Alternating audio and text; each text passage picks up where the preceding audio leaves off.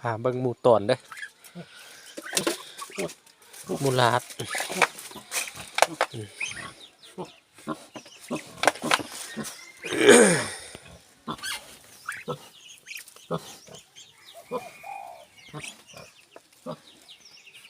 ลาดบักใหญ่ตัวนึงยืลุมฮะดูลุมหมูลาดหมูตอน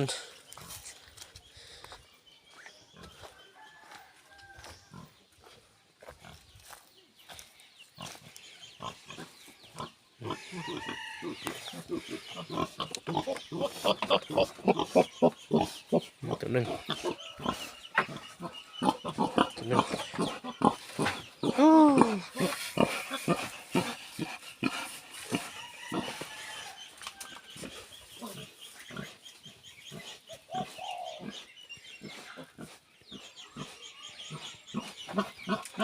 ใครต้องการมาเด้อใครต้องการละท่าม5เด้อ10 กว่าล้าน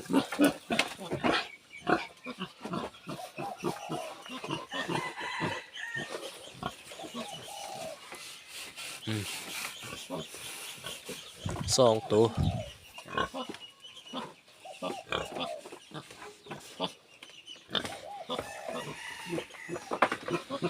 ใหญ่ยาว